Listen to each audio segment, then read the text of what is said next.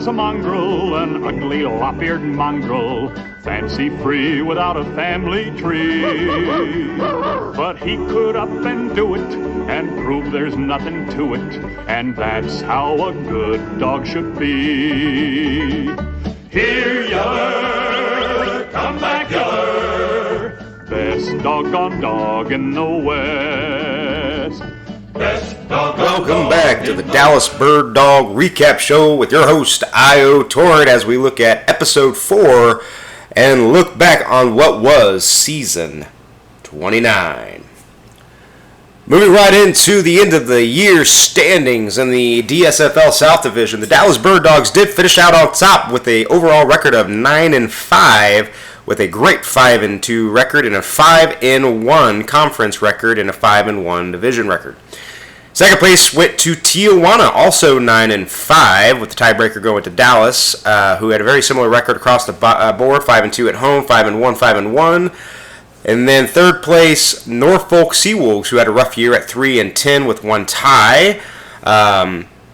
And rounding out the bottom, the Bondi Beach Buccaneers at 2-12. Over in the North Division, the Minnesota Grey Ducks led the way all year at top of the league with a 10-4 record, going 4-2 in the conference, 4-2 in the division, with the Kansas City Coyotes 8-5, not far behind them. Finally, tied at the bottom of the division of the North, we had the Portland Pythons at 7-7 and the London Royals at 7-7, both 500 records, which kind of goes to show that the North Division was a pretty tough division, as going 500 was not good enough to go to the playoffs. Let's move into the Season 29 player highlights as we look at the quarterback play for the DSFL this season, with the Minnesota quarterback Casimir Olez Jr. leads the way with 4,094 yards and 31 touchdowns to lead Minnesota to an eventual championship. Second place we had Jimmy Garoppolo Jr., who had 3,641 yards and 25 touchdowns. The Luchadors' Is He Really Invisible quarterback went for 3,388 yards, 21 touchdowns. And then, of course, Dallas, Ricky Stanzi Jr. for 3,349 yards, but tied for second with 25 touchdowns and one of the top-tier rated quarterback ratings with 93, only being beaten out by Garoppolo Jr. and Olez Jr.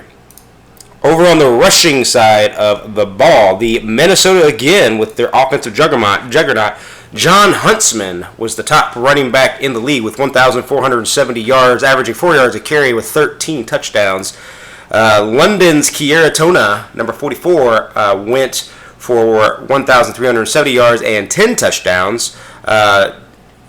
We go down to Eric Gear for the Dallas Birddogs, who was third place with 11 touchdowns and top 10 with 993 yards. Tijuana, the eventual team to play Minnesota in the Ulta Mini, Miracle Whip had a good season for 1,275 yards, averaging 4.6 rushes a carry and 6 touchdowns.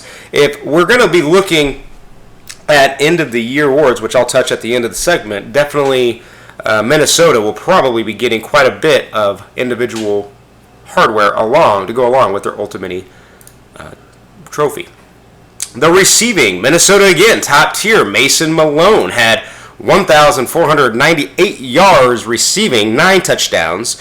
And then we had Kansas City's Troy Abed, who had 1,446 just behind, but had 12 touchdowns and averaged 19.5 yards a reception. Minnesota's number 2 man, Vincent Sharpie Jr., had a great season at 1,223 yards and tied for first place with 12 touchdowns. Bondi Beach, Squidward Tentacles, who's projected to go in the first round of the Season 30 draft, had 1,209 receptions and 8 touchdowns. A good year for him. Portland, another top-tier talent that might be a first-round draft pick in the ISFL draft, Calvin Hobbs, had 1,168 yards reception and 8 touchdowns. We finally get down to Tostovich, the Dallas' number 1 receiving option, who was a top 10 receiver, 1,105 yards, but only 3 touchdowns. Cliff Burton was the touchdown magnet for Dallas, who had 733 yards and 9 receptions on the year.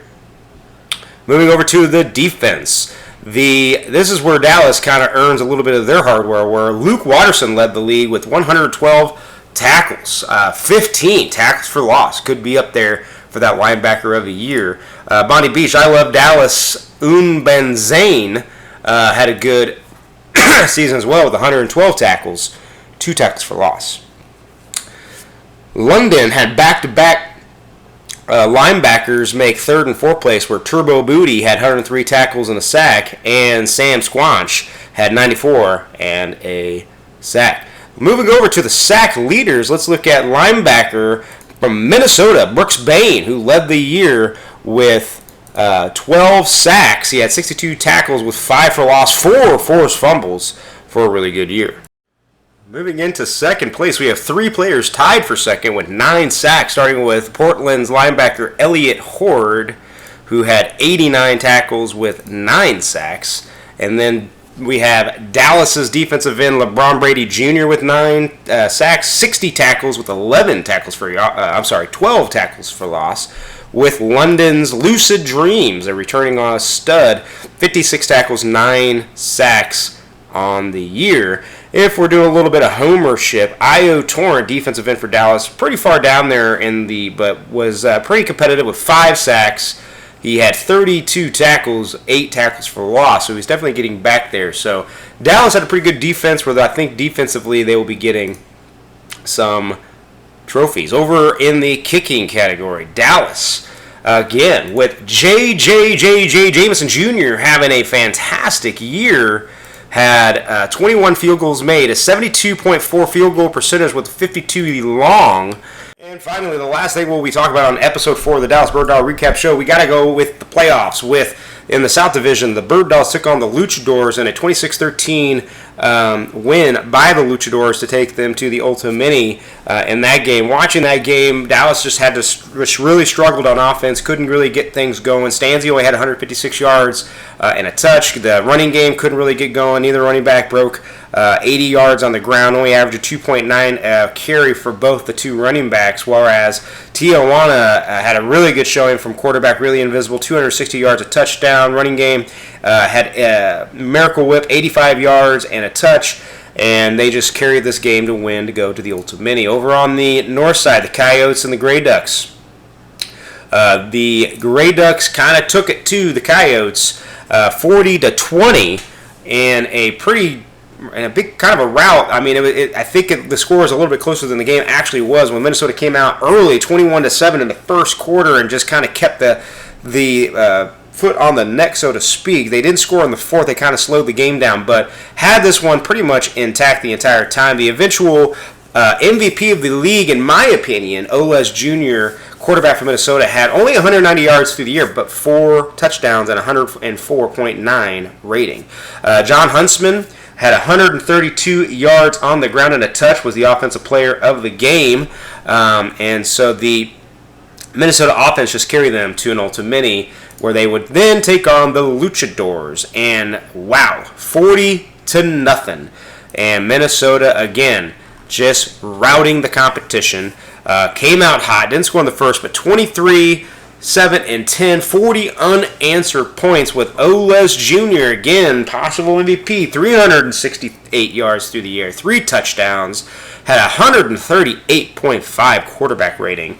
John Huntsman had 71 yards on the ground, supplemented with a touchdown, and Tijuana just couldn't get it going. Really Invisible did have 276 yards through the air, but 4 interceptions.